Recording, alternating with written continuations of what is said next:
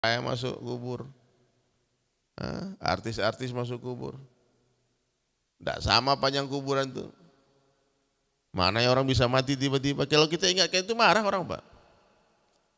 Alah, nantilah kau mau mati-mati aja kau. Ya.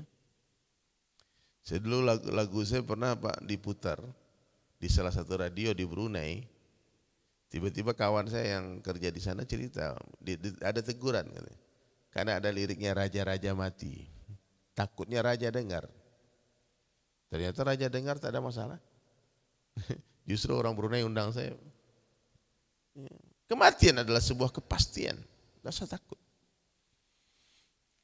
Mesti kita pikirkan hari ini bagaimana caranya menyelamatkan diri kita dari mati yang buruk, su'ul khatimah. Bagaimana hidupmu, begitulah matimu. Allah pastikan kedatangannya kematian itu, namun Allah rahasiakan waktunya, Allah rahasiakan tempatnya dan caranya bagaimana. Enggak tahu kita ini mati di mana nih. Ya. Dan mati yang hari-hari kita jalani itu adalah tidur itu mati, Pak. Ya. Orang tidur itu dalam Al-Quran dikatakan seperti orang yang mati yang nyawanya dalam genggaman Allah. Kalau Allah ingin kembalikan maka dia bangun lagi. Kalau Allah tidak kembalikan, Allah tahan nyawa itu mati dia. Jadi tempat mati yang paling banyak itu Pak, tempat tidur, kasur, Pak. Mesti kita lihat kasur itu ingat mati, Pak. Nah, ini tetangga saya kemarin mati di kasur. Depan rumah mati di kasur juga. Hari ini orang banyak, ada kawan takut naik pesawat katanya. Kenapa kau tak pergi umrah aja? Takut naik pesawat Ustaz.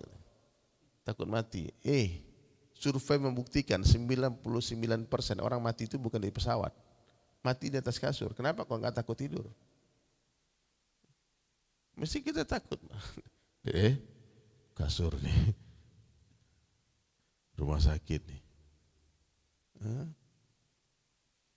Insya Allah Pak ya, tapi insya Allah nih kalau udah di masjid hari-hari, subuhnya di masjid, zuhurnya di masjid, asarnya di masjid, maghribnya di masjid, isyanya di masjid, kemungkinan besar mati di masjid ada. Nah, kemungkinan. Apalagi yang suka itikaf, 3 hari setiap bulan, 40 hari setiap tahun, 4 bulan. Dia banyak teman-teman kita, Pak siapa yang tua? Pak Alim, mati di masjid. Alangkah indahnya matinya di masjid, Pak. Pas waktu tahajud lagi meninggalnya. Allahu Akbar. Masya Allah, Masya Allah. Bagaimana hidupmu, begitulah matimu. Tulis di kolom komentar. Bagaimana hidupmu, begitulah matimu. Ini mana teman-teman di Instagram nih. Bagaimana hidupmu, begitulah matimu. Ya. Orang baik matinya baik. Orang yang sangka baik matinya baik. Orang husnul khatimah mati orang yang husnuzon insya Allah mati husnul khatimah. Dan orang yang suuzon terus hidupnya kemungkinan besar mati su'ul khatimah. Hati-hati Pak. Orang-orang yang suuzon itu Pak, orang-orang yang suka sangka buruk, seringkali dia merasa dizolimi Pak. Seringkali dia merasa disakiti, padahal dia yang menyakiti orang. Dia sangka buruk sama orang yang baik kepada dia. Ya. Hati-hati Pak. Daripada kita sibuk menebak hati orang, menyangka-nyangka, lebih baik kita memperbaiki diri kita, membersihkan hati kita. Gak usah suuzon sama anak, gak usah suuzon sama istri, gak usah suuzon sama suami. Jangan-jangan orang yang kita pikir gak suka sama kita, membenci kita, itu orang yang sayang sama kita. Pak. Kita udah sangka buruk sama dia.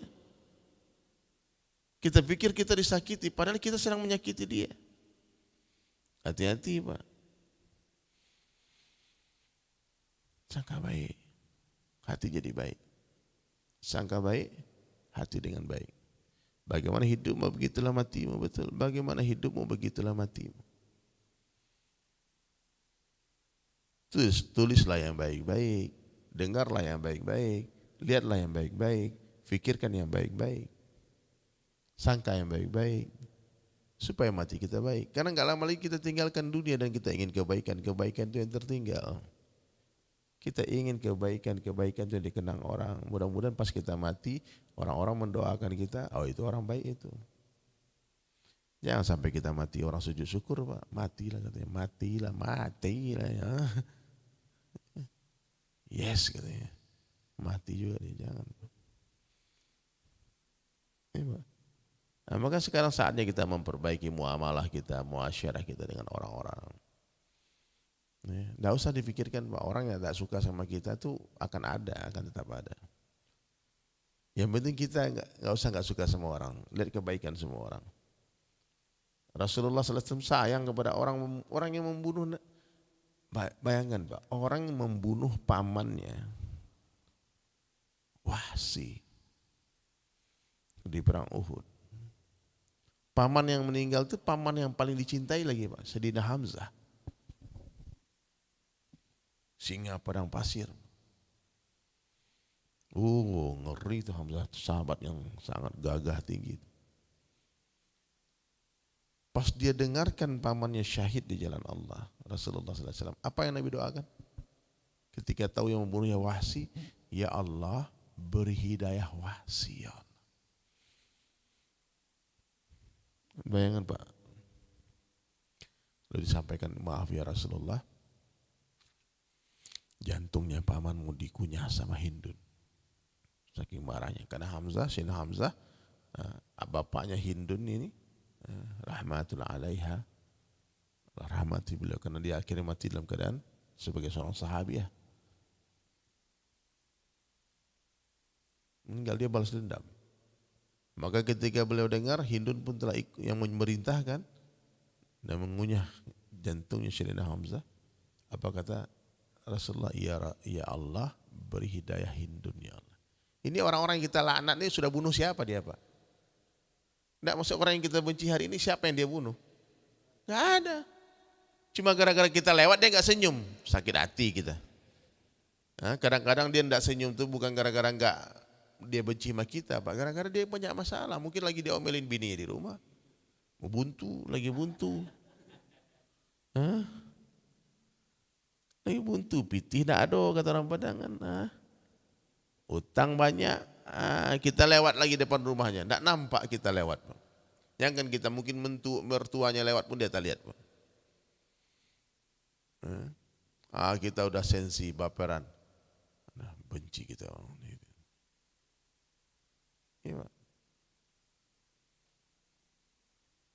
Ya Allah beri hidayah Wahsy, beri hidayah Hindun.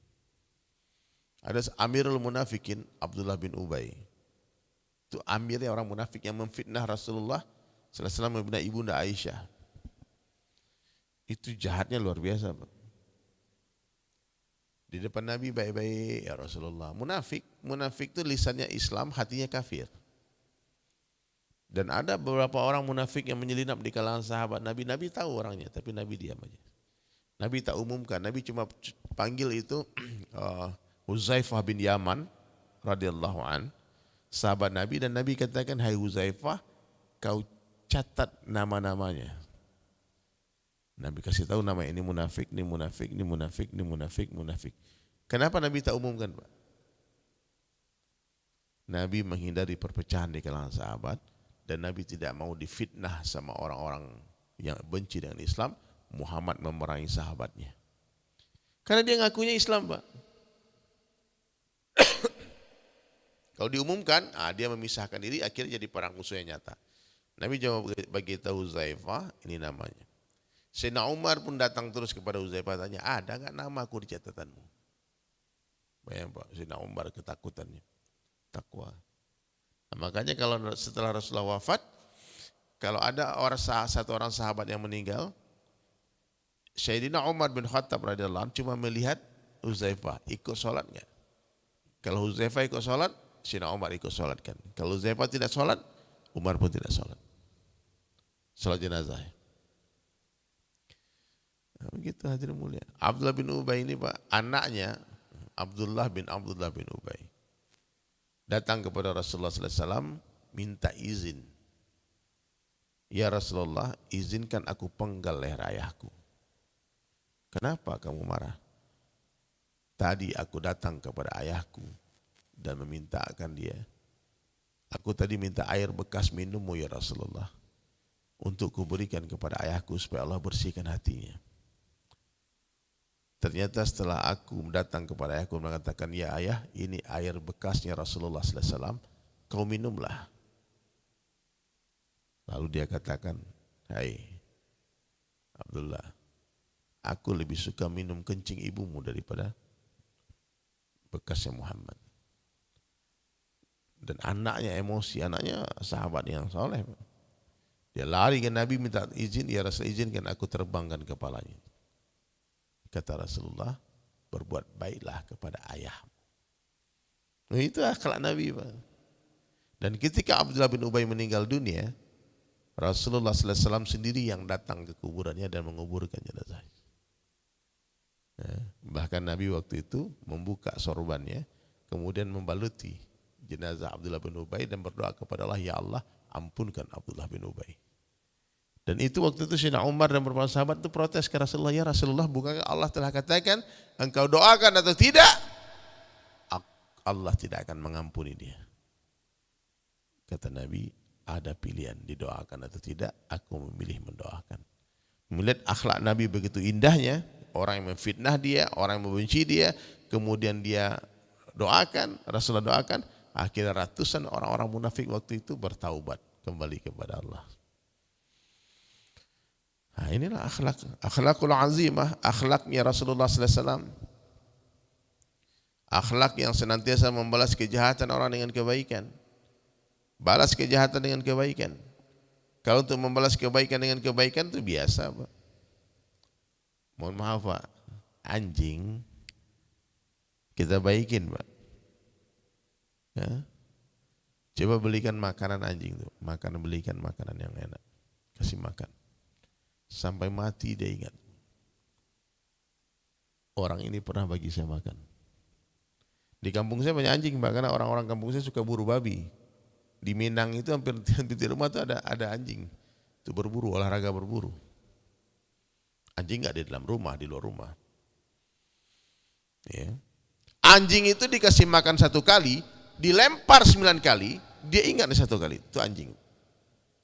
Manusia kadang-kadang dikasih makan 9 kali, dilempar sekali, dia lupa yang 9 kali ini. Iya, banyak sifat-sifat kewalian pada diri anjing. Iya, anjing ini Masya Allah, makhluk Allah yang Allah sebut berulang kali dalam Al-Quran itu anjing itu. Anjing yang Ashabul Kahfi itu masuk surga, Pak, anjing, Pak. Anjing itu setia, Pak. Benar. Iya. Zuhud. Oh, anjing itu di mana aja dihantai ya dia. Nah, ada tuh kitabnya tuh. Saya kemarin disampaikan sama Gus Muzammil.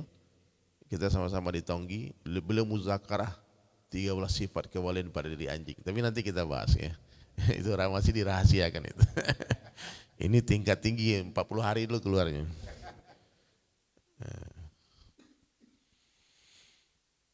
Jadi gitu hadirin mulia. Jadi kalau kita sudah menjadikan akhirat sebagai tujuan hidup kita, akhirat di atas kepala, dunia di tangan, akhirat dijunjung, dunia dijinjing. Nah, itu bahasanya, Pak. Jadi kalau akhiratnya mau jatuh, lepaskan itu dunia, pegang akhirat. Itu benar. Hari ini terbalik. Dunia dijunjung, akhirat dijinjing. Nah, ini kalau jatuh mau lepas dunianya, lepaskan akhirat, pegang dunia. Betul kan? Kalau orang mengorbankan dunia untuk akhirat itu sebuah kecerdasan. Yang bodoh itu orang mengorbankan akhirat untuk dunia. Dia korbankan kambing untuk mengobati anaknya yang sakit itu sebuah kecerdasan. Tapi mengorbankan anak itu jual untuk mengobati kambing. Mana, Pak, dijual anak, cucu nih jual aja lagi kemana nih, kambing sakit katanya. Boleh obat, itu gila, Pak. Ya. Hanya gara-gara uang 1 juta, 2 juta, 100 juta, 1 miliar, 2 miliar, 1 triliun, 2 triliun, 1000 triliun. Tinggalkan sholat berjamaah. Itu sama dengan orang yang mengorbankan anak untuk mengobati kambing. Orang yang cerdas, orang beriman cerdas. Ra'atan fajri khairan minad dunya wa ma fiha. 2 rakaat salat sunnah sebelum subuh lebih baik daripada dunia beserta isinya. Kira-kira Pak, nih itu matematika nih, dunia beserta isinya dibandingkan dengan uang 1 triliun, mana yang lebih banyak? Mana yang lebih besar Pak? Kira-kira kalau ada tawaran, kau jangan sholat ke masjid, jangan kau sholat di masjid, jangan kau sholat 2 rakaat sebelum subuh, aku kasih uang 1 triliun. Pilih mana Pak? Tidak boleh dua-duanya, pilih salah satu. Amir ini pintar banget, di dua-duanya mau dia. Pilih mana? Nah, itu cerdas. Itu cerdas Pak, benar. Kalau orang bodoh dia pilih uang 1 triliun. Makanya saya sering katakan tidak ada kecerdasan yang menandingi kecerdasan orang-orang yang beriman dan bertakwa. Tulis nih, tidak ada kecerdasan yang menandingi kecerdasan orang-orang yang beriman dan bertakwa. Tidak ada kecerdasan, tulis lagi, biar ingat. Tidak ada kecerdasan, coba diulang kalimat, tidak ada kecerdasan yang menandingi kecerdasan orang yang beriman dan bertakwa. Itu puncak dari kecerdasan. Orang bertakwa dia tahu mana yang besar, mana yang kecil, mana dunia, mana akhirat, mana yang keperluan, mana yang maksud. Hari ini orang menjadikan maksud jadi keperluan, keperluan jadi maksud. Dunia itu seperti tai sapi, Pak. Seperti apa? Agama seperti susu sapi. Orang yang cerdas, dia tidak akan memaksa. Dia tidak akan terburu-buru menunggu tai sapi. Dia tahu, ini sapi ini nya kalau waktunya keluar. Tidak bisa ditahan Pak, kalau udah keluar dia keluar Pak, pret. Ya. Tapi ada orang bodoh, dia pijit-pijit perut sapi tadi, biar keluar tainya. Terburu-buru. Ada lagi yang nggak sabaran, dia masukkan tangannya ke dalam, diambil tai sapi. Yang ada ditendang sapi Pak. Ikhtiar saja, letakkan sapi, kasih makan rumput. Waktunya keluar itu tai. Dunia ini kalau udah waktunya datang Pak. Gak ada yang bisa menghalangi orang mau kaya, mau miskin, jadi raja, jadi semua. Mau terkenal, Allah atur semuanya. Gak ada urusannya dengan amalan juga Pak. Nih kamu kalau banyak sholat, banyak duitmu. Kamu kalau rajin ibadah, kamu menang pilkada. Gak ada ceritanya itu Pak. Orang kena dunia sampah, Allah beri kepada siapa yang mau saja. Kadang-kadang Allah berikan kepada kekasihnya yang Allah anggap dia mampu untuk menjadi wakilnya Allah di muka bumi, bagi-bagi rezeki kepada manusia. Kadang-kadang Allah sayang, Allah jauhkan hambanya kekasih daripada dunia. Karena tanggung jawab Pak. Orang kaya itu siapa Pak? Yang selalu kita katakan dia orang kaya adalah orang yang Allah berikan rezeki melebihi keperluan hidupnya sendiri. Itu orang kaya. Ya Pak. Kira-kira mana yang lebih berat hidupnya orang miskin yang kita bilang orang yang berkecukupan, yang pas-pasan dengan orang yang punya harta banyak. Punya amanah Pak, dihisap tuh Pak, yang halal dihisap, yang haram diazab. Jadi orang-orang yang Allah berikan rezeki yang berlimpah ruah, itu karena Allah memandang dia mampu Pak, menjadi wakilnya Allah di muka bumi untuk membagikan rezeki kepada orang-orang yang tidak punya, yang miskin. Bukan untuk ditumpu-tumpu, dibangga-banggakan. Sahabat Nabi itu yang kaya banyak Pak. Sayyidina Utsman bin Affan radhiyallahu anhu berkali-kali bersedekah 1000 ekor unta, 700 ekor, Abdurrahman 700 ekor unta dan kuda. Menginfakkan hartanya. Multi bilioner Pak. Itu kebun kurma Sayyidina Utsman sampai hari ini masih ada Pak. Saking kayanya. Tapi urusan lampu, lentera yang kebesaran sumbunya, ditegur istrinya. Dek, itu lampumu kebesaran, kecilkan sedikit. Bagi mereka hadirin sekalian, kalau sekarang kalau berupiah ya, 10.000 rupiah untuk perkara sia-sia adalah pemborosan. 10 triliun untuk perkara agama adalah kecerdasan. Mereka hitung-hitungan untuk diri mereka. Hidupnya sederhana, tapi untuk agama bermewah-mewahan, berfoya-foya. Orang kalau pergi berjihad, disiapkan semua keperluan hidupnya. Semua pasukan disiapkan senjatanya, kendaraan yang makannya, keluarga yang ditinggalkan, tinggalkan bekal sebanyak-banyaknya. Utsman sendirian, Abdurrahman bin Auf sendirian. Mampu nggak kita seperti itu? Hari ini banyak salah paham. Ketika Allah beri harta digunakan untuk bermewah-mewahan,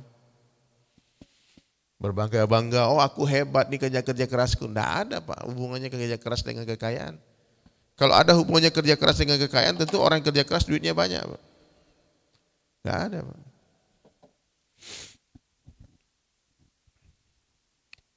Jadi kalau kita agak susah-susah rezeki dikit Pak, nggak banyak, itu sangat baik sama Allah. Allah mau jauhkan kita dari penyakit. Allah mau bebaskan kita dari tanggung jawab yang besar. Tanggung jawab apa? Amanah. Harta ini kan amanah Pak. Ya. Makanya para sahabat-sahabat yang miskin, ketika melihat sahabat yang kaya, mereka kasihan Pak. Seperti hari ini kebalik-balik nih. Kita kalau melihat orang miskin kasihan. Sayyidina Abu Darda radhiyallahu anhu pernah satu hari istri beliau curhat. Apa kata istri beliau?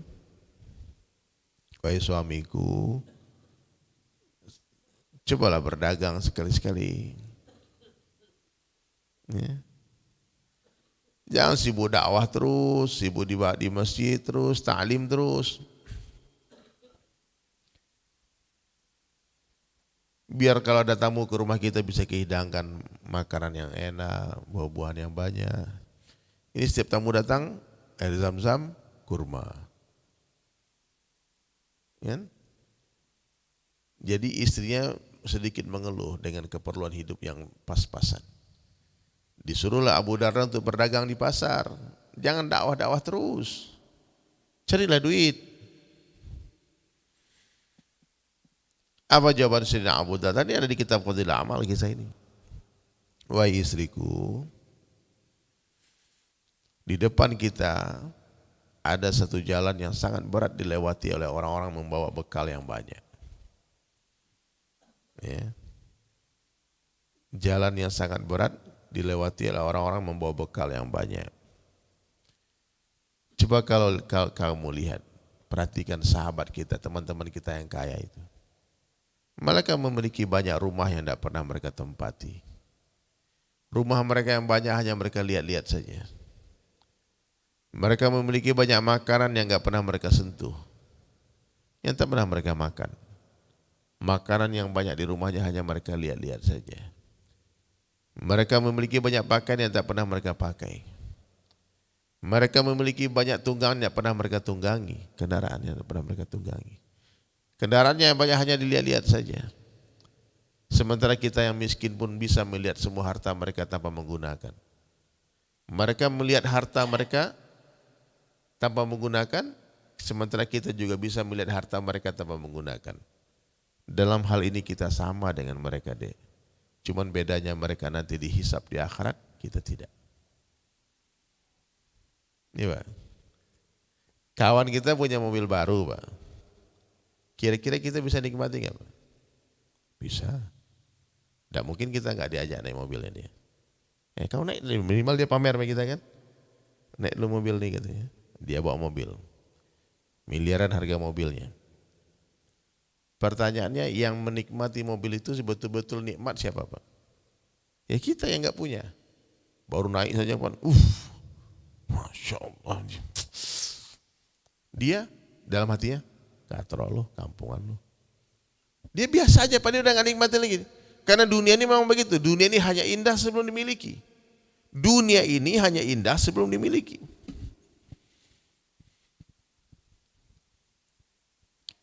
Yang numpang, bahagianya Pak. Wanginya mobilnya Iji ya. Mantap kan ini, sopanya mantap, Masya Allah, Masya Allah, Masya Allah. Sementara yang punya mobil, ya kalau itu mobil cash dia beli Pak. Kalau dia kredit, dia cicil Pak. Tiap tanggal 1 cicilan datang. Hutang itu kegelisahan di malam hari kata Nabi, kehinaan di siang hari. Sudahlah dia punya mobil, dia nyetir, kita naik. Kalau ke mall Pak, itu mobil mewah Pak, kira-kira yang dibukain pintu kita apa dia Pak? Satpam berlarian Pak, bukakan pintu untuk kita Pak. Padahal kita cuma nebeng di mobil itu. Yang beli bensin siapa Pak? Dia. Perawatan siapa? Dia.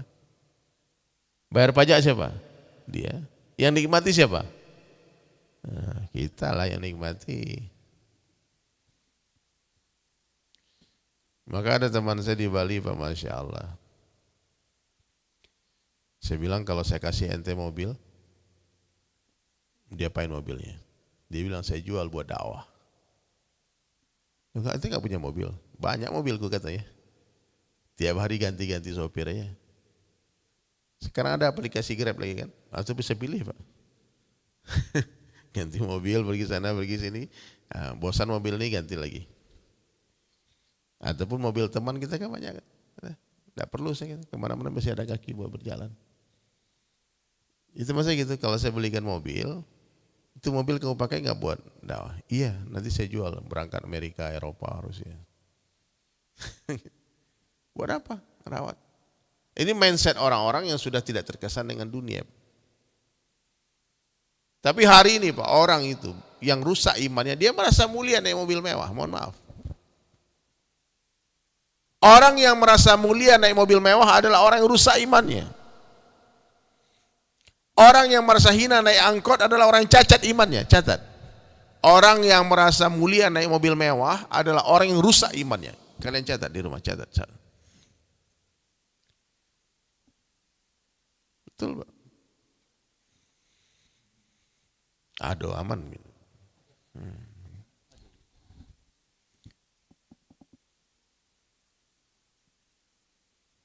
Saya sering bercanda-bercanda sama kawan.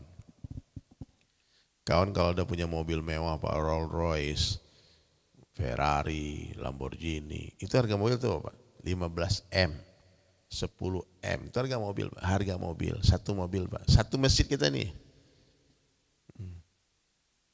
Kita ngumpulin duit 6M aja Pak, udah 2 tahun ya kumpul Pak. Lukisan. Udah dikasih lukisan lagi. Ya. Tapi ada orang-orang yang satu mobilnya 20M harganya. Ya, ada.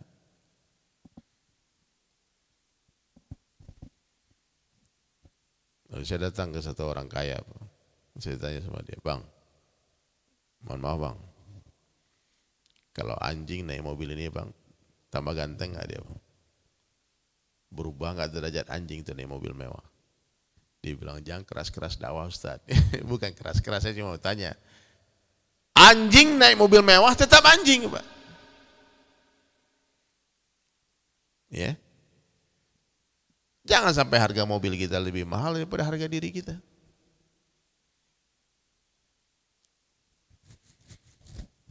Pulang kampung naik mobil mewah, cium tangan semua orang satu kampung. Pak Haji, Masya Allah Pak Haji. Pas terkentut, wangi kentut Pak Haji ini katanya. Di kampung kan. Kalau naik mobil mewah Pak, orang kaya ini gak ada salahnya, betul terus. Itulah hukum dunia Pak. Kalau kita tidak ada Pak, tidak ada pitih, memang susah Pak. Nah, jangan banyak mengecek katanya, diam aja lah. Tapi kalau ada pitih Pak, terkentut pun wangi rasanya. Lain bunyi kentut Pak Haji ini katanya kan, iramanya beda nih. Tapi kalau sudah nggak ada tuh, nggak ada pitih itu Pak, susah. Nah, itu di dunia tuh, dalam pandangan manusia. Ya. Nah, maka perlulah hari ini hadirin mulia, jangan sampai harga diri kita, harga mobil kita lebih mahal dari harga diri kita. Pas pulang kampung orang cium tangan, pas satu hari bangkrut bisnis. Mobil sudah nggak ada, pulang kampung lagi, tak ditegur orang lagi. Oh ternyata waktu pulang kampung yang sebelumnya yang dihormati orang bukan kita, ternyata mobil kita. Nah, maka hadirin dirahmati oleh Allah Subhanahu Wa Taala, kenalilah dunia. Siapa saja yang mengenal dunia, dia tidak akan mencintai dunia. Siapa saja yang mengenal dunia, dia tidak akan mencintai dunia. Dunia sebentar saja, akhirat sebentar lagi.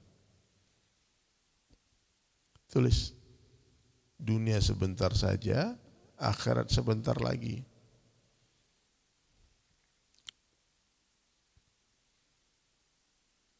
Banyak orang yang pagi hari masih duduk-duduk di beranda rumahnya. Ternyata sore hari sudah dikerandap. Pagi hari di mana? Sore hari di keranda. Apa yang mau kita cari di dunia ini, Pak? Coba pikir-pikir, Pak, merenung, Pak. Introspeksi diri, mensucikan diri. Kenapa berat hatiku untuk beramal ya? Kenapa berat tanganku untuk masalah agama ya? Kalau untuk dunia, Pak, maaf ya. Orang makan di restoran mewah, Pak, bisa bayar 10 juta sekali makan, Pak. Santai aja deh. Bangga lagi. Beli baju mahal-mahal, beli sepatu mahal-mahal. Bangga. Memanjakan diri. Ya, bolehlah, silakan. Tapi yakinkan harga masjid kita lebih mahal daripada harga rumah kita. Yakinkan masjid kita lebih indah daripada rumah pribadi kita. Jangan sampai rumah kita lebih bagus daripada masjid kita. Penghinaan bagi Allah itu. Bagusan rumah kau daripada rumahku, kata Allah. Hah? Yakinkan, Pak. Lebaran di Bangladesh keluar. Jadi ada satu perusahaan garmen, ribuan tukang jahitnya. Garmen bikin sarung-sarung lunggi nih, dibilang lunggi nih. Orang Bangladesh itu semua pakai sarung, Pak. Ya. Jadi bosnya, Pak, kalau dia ribuan tukang jahitnya, Pak, nggak mungkin dia orang punya duit jutaan, pasti miliaran. Pasti dia kaya raya, Pak. Lalu jamaah datanglah ke rumah dia, hadirin mulia. Ternyata rumahnya sangat sederhana. Tidak ada mencerminkan rumah seorang multimilioner, orang kaya raya. Rumah sederhana, kendaraannya sederhana, mobilnya juga mobil-mobil tua, tidak ada mobil mewah, simpel aja. Adalah satu mobil bagusnya dia. Ya. Ya. Rumahnya itu tidak layaklah untuk seorang bos. Lalu Amir Jamaah tanya sama bos ini. Dia bilang, begitu banyak produksimu, ekspormu, duitmu, hasil dari perusahaan itu, uangnya kemana? Kenapa rumahnya simpel banget? Terus dia berdiri, dia lihat, kamu lihat masjid di sana? Itu pabrik yang buat, itu perusahaan yang buat masjid itu. Ada masjid itu, dan ada puluhan lagi masjid yang sudah kita bangun. Dan ada madrasah beberapa kota, di madrasah yang kita bangun, seluruhnya muridnya kita bayar, gurunya kita bayar, pesantrennya gratis, muridnya dibayar, guru dibayar. Dari mana? Dari semua hasil untung perusahaan itu. Cerdas. Dia buat pesantren ribuan santrinya, gurunya dibayar, muridnya dibayar. Pak Amir tahun depan berangkat ke Tonggi, lihat betul. Nanti semua kita ke Bangladesh tahun depan, ke Bangladesh. Itu di Bangladesh ada puluhan ribu orang dari luar negeri datang. Kalau orang Bangladesh asli 4 juta orang hadir. Kan itu libur nasional mereka udah puluhan tahun. Itu udah jadi ritual acara adat mereka di sana. Pemerintah sedang kalender mereka memang merah di hari itu. Tonggi itu. Saya tanya, itu makanan dari mana nih? Kalau kita nggak tutup itu tempat makan kita, Pak, loncat lagi ikan, Pak. Nggak tutup, loncat lagi daging. Nggak habis-habis makanan, Pak. Ternyata cuma satu keluarga aja yang menyiapkan makanan itu. Tidak ada bakalan donasi, Pak. Ya, itu makanan buat foreign itu hanya dikhidmat oleh satu keluarga saja.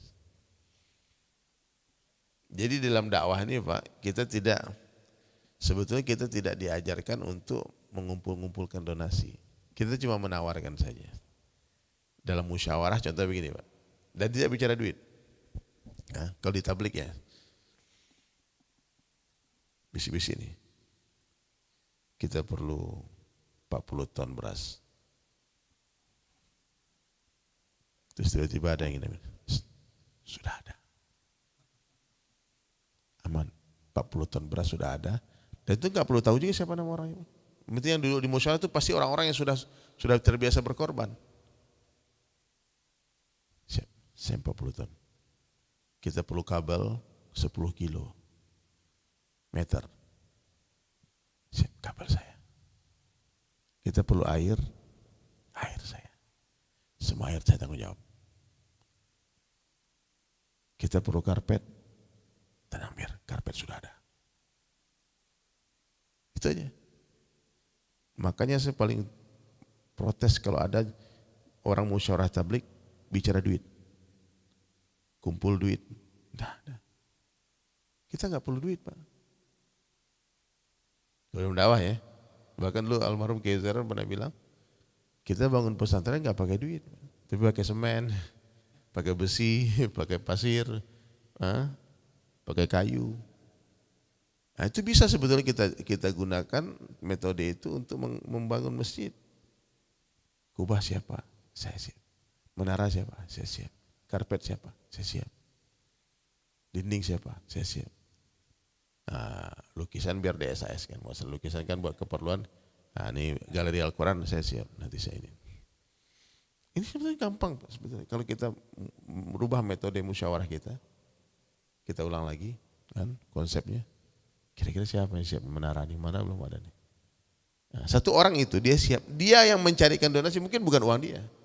Dia bisa aja datang ke orang-orang. Kita perlu nih menara nih 1M nih. 100. Ditelepon temannya 5 orang kan. Ada menara selesai. Dia tanggung jawab. Nah, sekarang hadirin sekalian, kita yakin kita bukan sama Allah. Yakin kita sama duit, itu masalahnya Pak. Padahal duit ini kan nggak ada kalau nggak ada mesin Pak. Mesin pun nggak ada kalau nggak dicetak manusia. Maka sebuah kejahilan yang teramat sangat. Orang bikin mesin, dia cetak uang, lalu dia bergantung kepada uang. Uang ini Tuhannya orang kafir Pak. Tuhan kita siapa? Allah. La ilaha illallah. Berarti kita nggak perlu uang, bukan itu persoalannya. Kita perlu Allah. Maknanya Allah Ta'ala ini mampu menyelesaikan urusan kita dengan uang atau tanpa uang. Allah bisa antar kita haji dengan uang atau tanpa uang. Bisa aja nih satu hari lagi live ini tiba-tiba Allah gerakkan satu orang komen kan, itu Bang Dery bangun dan teman-teman Baitur Rahman bangun masjid, kurang apa lagi nih aku selesaikan, bisa aja kan. Habis itu kita zikir-zikir aja lagi. Fokusnya lagi nih. Ya, tapi ya zaman sekarang itu memang begitu Pak, krisis resesi setelah pandemi ini memang orang semua ya kalau yang kaya ya tetap kaya Pak. Yang pas-pasan berapa banyak orang yang hari ini diuji Allah dengan kehilangan pekerjaannya, yang bisnisnya bangkrut ya. Nah, maka kita tetap sangka baik kepada Allah, jangan pernah putus asa dari rahmat Allah ya. Kita buat yang terbaik, apa yang bisa kita buat, kita buat. Kita tinggalkan jejak-jejak kebaikan sebanyak-banyaknya. Kita jadi maklar kebaikan Pak. Dalam Islam itu kan gitu Pak, mudah saja. Orang yang ingin beli barang, ini dalam fadilah sedekah nih. Orang yang ingin beli barang, kemudian dia rogoh kantongnya, tak cukup duitnya Pak. Tidak jadi dia beli barang itu dan dia bersabar, maka dicatat untuk dia pahala sedekah senilai barang itu. Betapa baiknya Allah Pak. Jadi Pak Fadlah pergi ke dealer mobil nih, lihat mobil nih kan. Wah suka aku mobil ini, ya Allah, ini kalau pakai ini mobil nih buat dakwah nih, mantap dakwah nih. Kita nih bisa pergi kemana-mana pergi kan. Terus cek saldo, minta maaf deh, maaf saldo Anda tidak cukup ya kan. Nah, dan kita ikhlas, alhamdulillah. Dapat pahala sedekah senilai mobil ini. Betapa indahnya Islam. Kita suruh orang haji, capek dia berlari.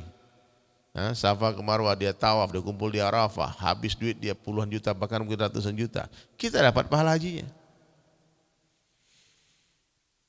Kita ajak orang bangun masjid, Allah bangunkan untuk dia istana di surga, kita pun dapat istana di surga. Kita suruh orang ucap subhanallah, teman-teman coba ucap subhanallah yang di rumah ya, yang Instagram ya. Yang di Instagram subhanallah. Yang di masjid subhanallah. Tolong saya subhanallah. Maka Allah akan tumbuhkan untuk siapa saja mengucapkan satu subhanallah, satu pohon di surga. Satu subhanallah, satu pohon di surga. Coba mana yang di Instagram nih? Subhanallah. Kalau ada 1000 orang yang ucap, 1000 pohon untuk saya. Kan saya suruh. Ya. Subhanallah.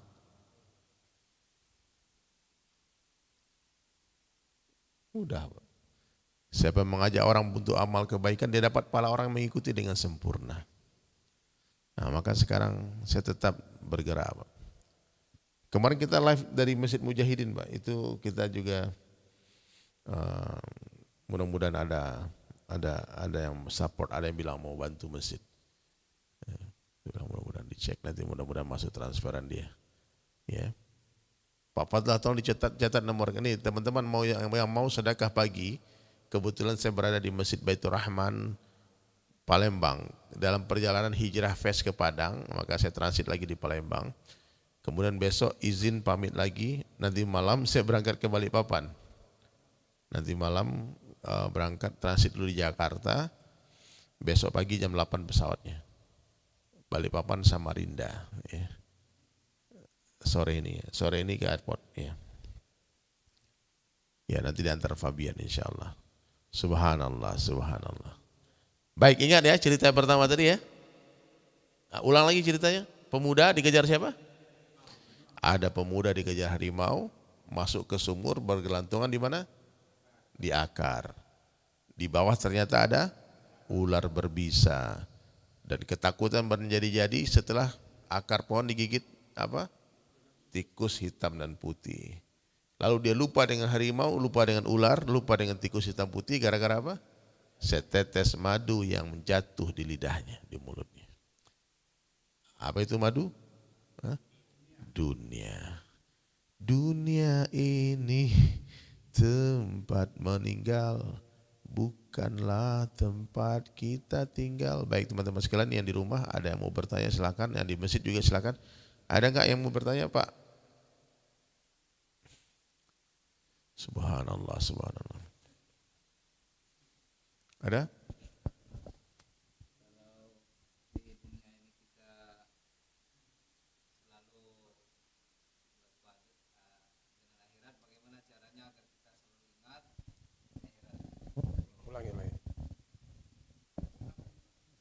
Assalamualaikum warahmatullahi wabarakatuh. Saya Ahmad Bizandi. Saya ingin bertanya bagaimana kita agar tidak melupakan akhirat sedangkan banyak godaan-godaan di dunia ini. Demikian.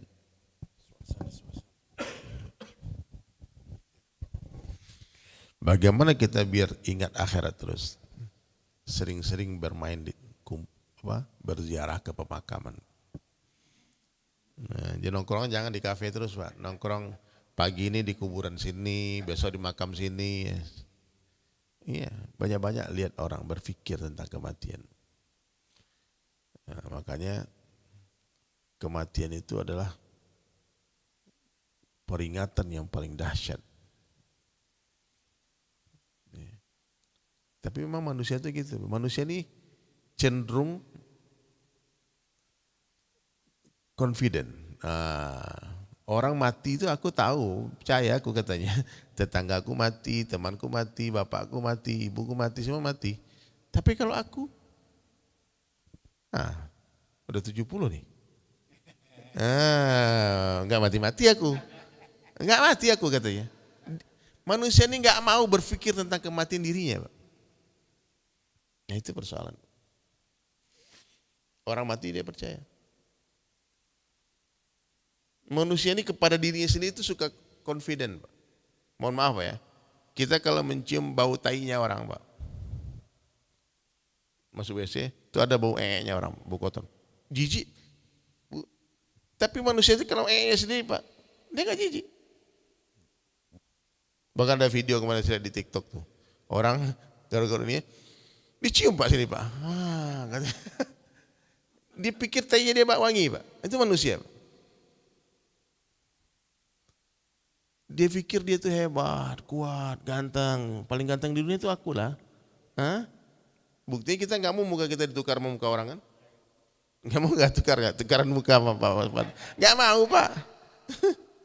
Iya. Kalau kita foto rame-rame, ada 10 orang foto nih. Wajah siapa yang pertama kita lihat? Wajah kita. Kalau nampak jelek kita wajah itu Pak, dihapus nggak fotonya Pak?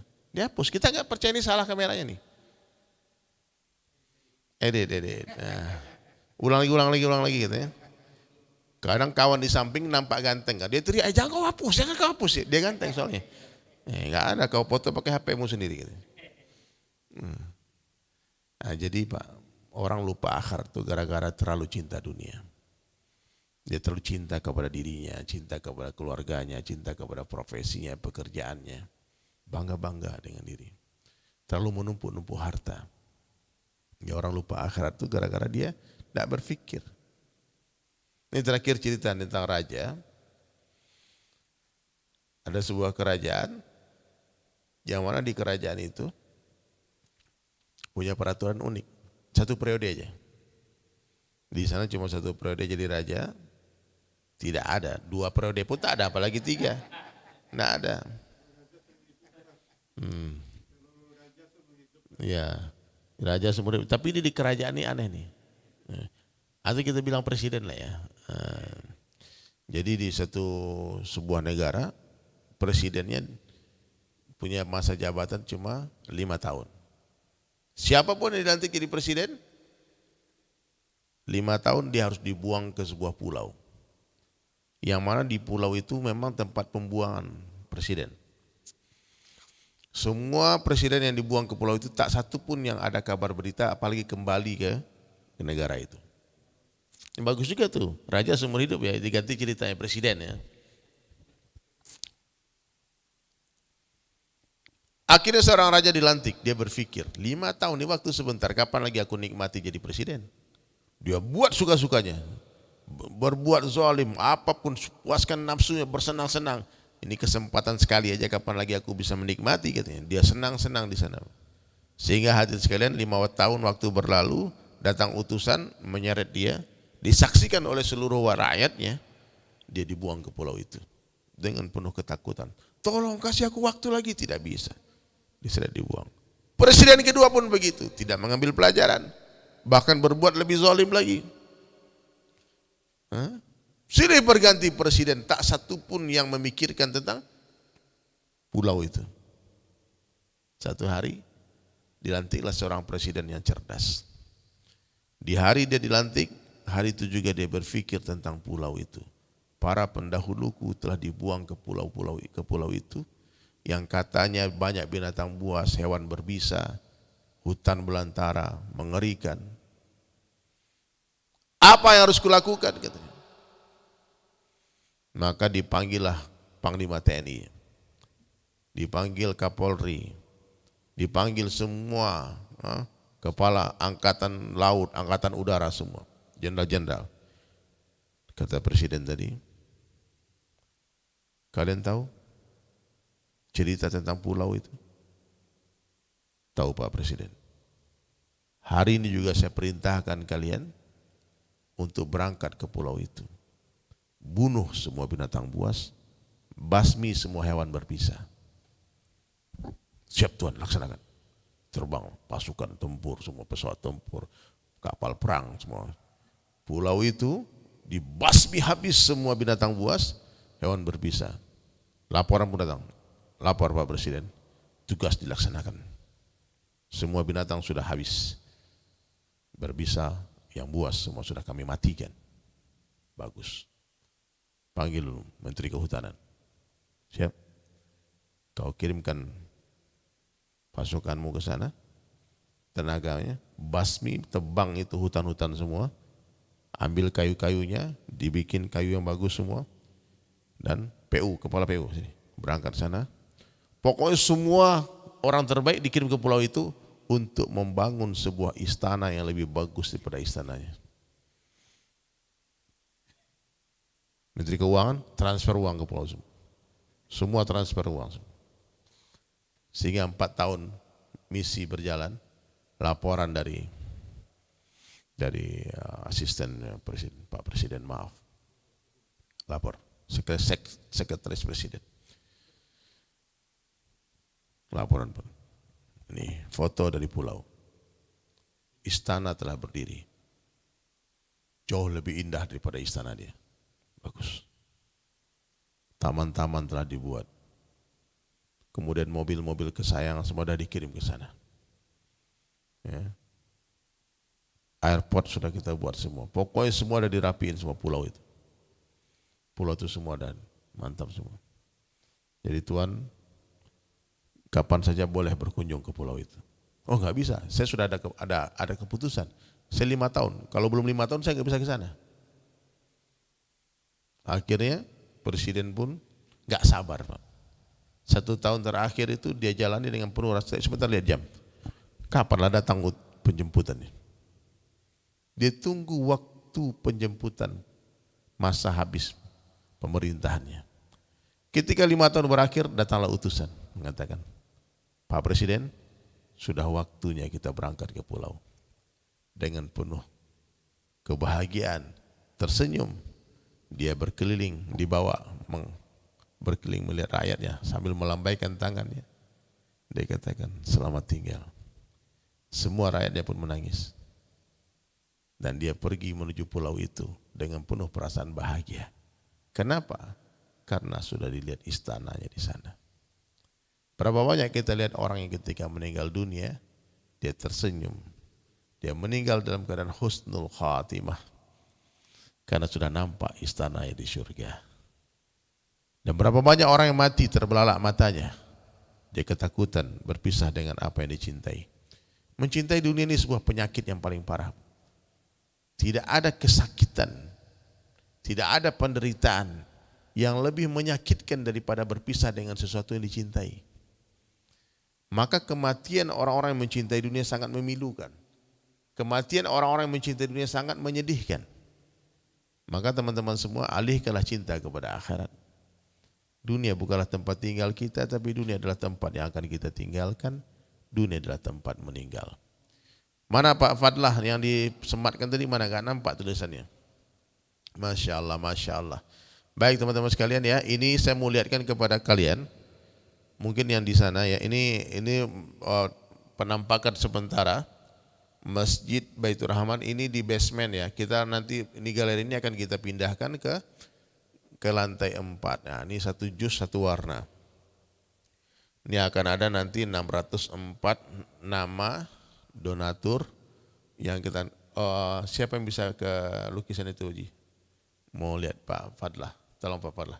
Coba kasih lihat tuh salah satu contoh nama donatur yang ada di sana. Di sini juga bisa, ini juga bisa.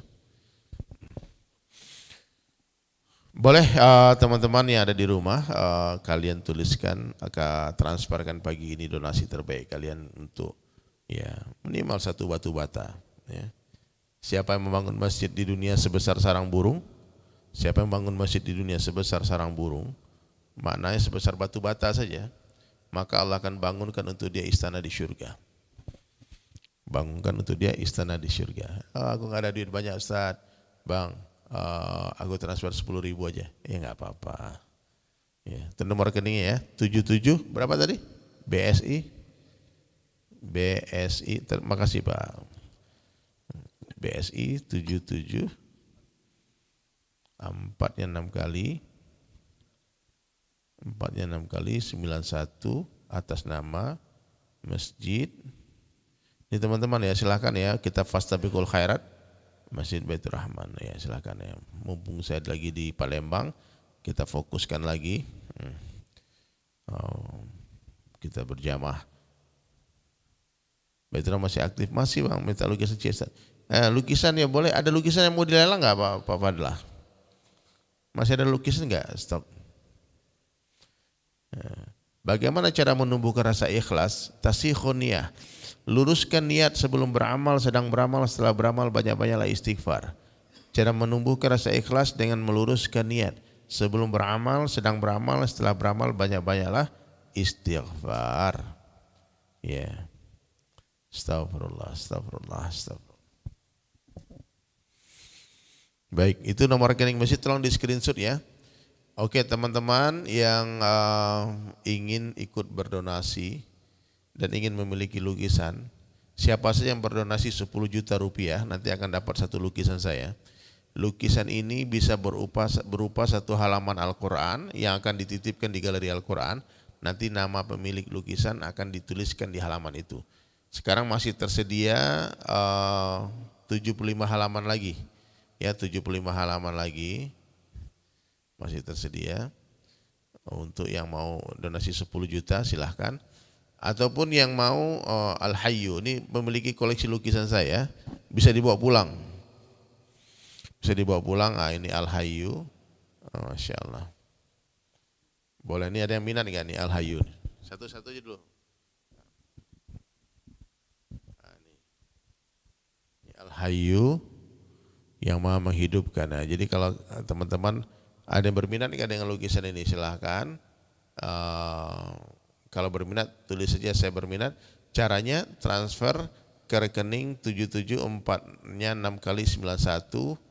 Ya, siapa saja yang mau berdonasi dan ingin mendapatkan giveaway, ini giveaway ya, kita tidak jualan lukisan ya. Sudah masuk siapa? Siswani Tahir, Masya Allah. Minta lukisan nanti kita kirim. Lupa niat puasa tidak ada warna hijau Ustaz. Ya warna hijau ada nih, Al-Muni itu loh nih. Tolong dipegang, jangan di lantai Pak. Ini Al-Mughni, ini ada warna hijau. Ini yang Maha memberikan kekayaan kepada orang kaya. Ya. Ya. Ya, siapa saja yang mau berdonasi silahkan. Nanti saya akan kirimkan bukti transfer. Dikirimkan bukti transfernya, nanti insya Allah kita akan kirimkan lukisan ini. Ya, Al-Mughni yang Maha memberikan kekayaan, Masya Allah, luar biasa. Nah, taruh di atas. Ada yang minat dengan Al-Mughni enggak? Kasih tahu aja saya minat Al-Mughni gitu. Silahkan Al-Mughni. Ataupun yang pengen lukisan yang sebesar ini, kalian donasi 10 juta, nanti akan dapat satu halaman Al-Quran.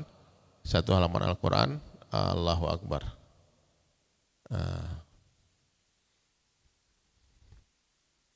Alhamdulillah. Thank you ya teman-teman ya. Semoga Allah balas semua kebaikan kalian. Ya, dan pembangunan masjid cepat kebalik itu Ji. Ya. Ini alhamdulillahirabbil alamin, ini warna biru, ini keren nih Masya Allah. Ada minat nggak dengan lukisan ini? Bayar di Poso, insya Allah nanti kalau kita gerak di Poso ya. Ini alhamdulillah. Ada yang berminat dengan lukisan ini silakan.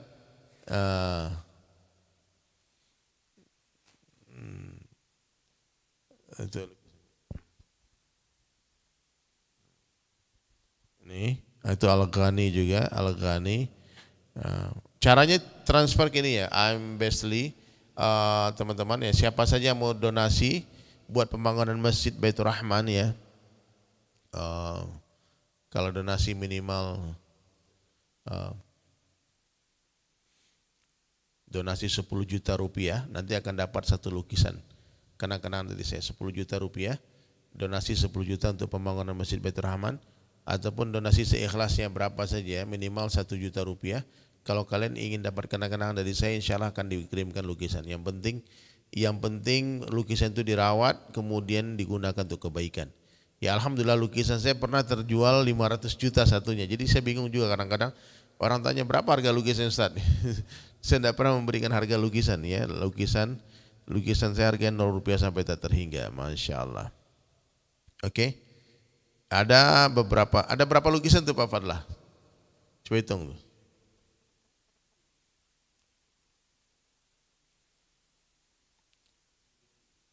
Ada 7 lukisan hari ini yang akan kita bagikan kepada 7 orang donatur. Baik, mungkin ada yang mau donasi 10 juta rupiah. Ya, siapapun yang donasi 10 juta rupiah nanti akan dapat satu lukisan. Mana? Iya, lukisan ini coba lihat, kasih lihat.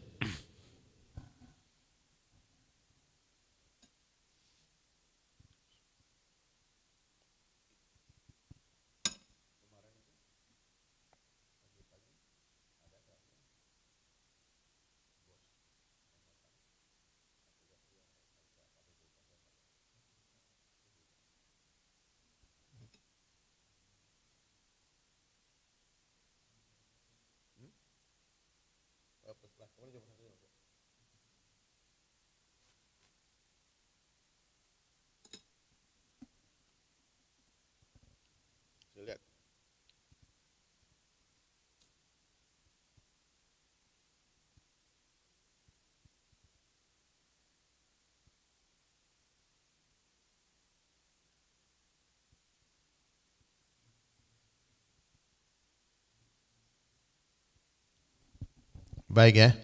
Jadi siapa saja pagi ini yang donasi 10 juta rupiah akan dapat satu lukisan. Siapa saja yang donasi 10 juta rupiah akan dikirimkan satu lukisan terbaik dari Dery Sulaiman DSIS, Masya Allah. Teman-teman yang ada di Kalimantan boleh kita bergabung besok ya, insya Allah. Jadwalnya ada saya share di mana di IG saya, juga di TikTok, Masya Allah. Itu teman silakan di screenshot, dikirimkan random aja berapapun donasi kalian, insya Allah akan sangat membantu untuk finishing Masjid Baitur Rahman Palembang ya. Ini masjid selama hampir 2 tahun ini memang kita galang kekuatan melalui sosial media. Teman-teman live di Instagram, orang-orang baik ya. Saya masih ingat semua nama-nama kalian yang insya Allah akan kita abadikan di setiap halaman lukisan. Dan ini akan menjadi saksi sejarah bahwa kita pernah bersama-sama membangun istana Allah di dunia. Ya, kita pernah bersama membangun istana di Allah di dunia ini, Masjid Baitur Rahman. Ini masjid kita semua. Ya, kalau kalian datang ke Palembang silakan datang ke Jalan Bang Raya 3 ya. Bang Raya 3. Nah, Masjid Baitur Rahman dekat dengan Istana Gubernur, dengan kantor, dengan di rumah dinas apa? Rumah dinas Gubernur, Istana Gubernur.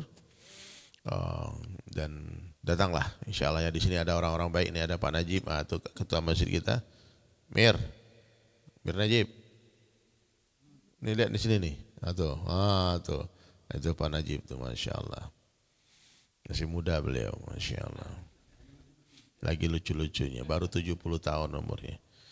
Baik, mungkin itu saja ya, yang benar datang dari Allah, yang salah dari kesalahan saya. Ya, sekurus-kurusnya ikan pasti ada dagingnya, segemuk-gemuknya ikan pasti ada tulangnya. Ya, bagi yang sudah ikut transfer, yang pengen lukisan, caranya kalian DM. Kalian tulis di kolom komentar, biasa buka DM-nya. Kalian DM nomor ke DM saya di Instagram dan kirimkan alamat lengkap beserta nomor telepon. Siapa saja yang berdonasi ya minimal 1 juta rupiah tambah ongkos kirim 100.000 lah ya, 1.100.000. Siapa saja yang dengarkan ya, yang lagi live ini, siapa saja yang ikut berdonasi 1,1 untuk pembangunan Masjid Baitur Rahman, maka saya akan bagikan kalian satu hadiah, satu karya saya lukisan kaligrafi ukuran 50 kali 70. Dan lukisan ini kemarin ukuran ini di Papua kita lelang terjual 75 juta. 70 juta. Jadi lukisan ini punya cerita takdir masing-masing. Ya, mudah-mudahan kalian termasuk orang yang Allah pilih untuk mengkoleksi karya saya. Jadi koleksi sambil donasi. Baik, ya, siapa saja yang berdonasi cukup kirimkan bukti transfer, kirimkan alamat lengkap. Insya Allah semua akan kebagian. Mudah-mudahan. Amin, amin. Kita tutup dengan doa kifaratul majlis. Subhanallah bihamdi. Subhanakallah bihamdika asyhadu an la ilaha illa anta astaghfiruka wa atubu ilaik. Assalamualaikum warahmatullahi wabarakatuh.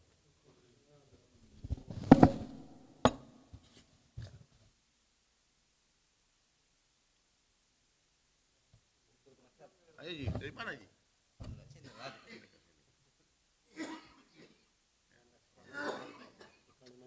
Kalimantan.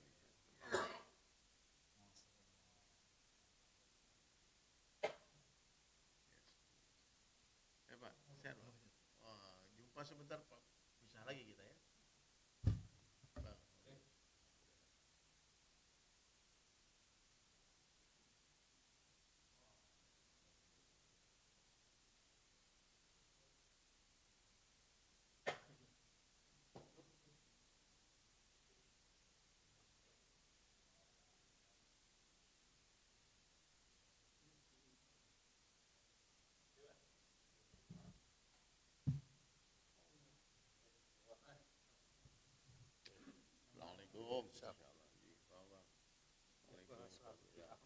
Amin.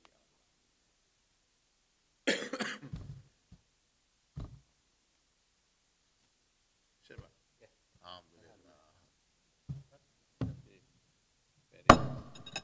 Kemarin saya ketemu di Padang, saudaranya menantu, abangnya menantu. Dia bilang saya kakaknya apa saudara kakak, ya, menantunya Pak Edi. Lupa kan? Di Padang Kota.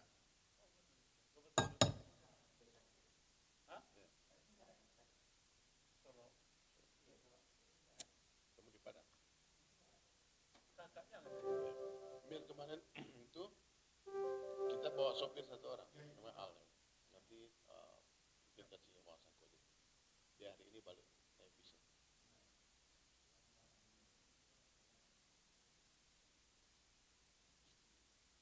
Salah jalan deh kemarin. Mesti kita jam 1 udah sampai sini.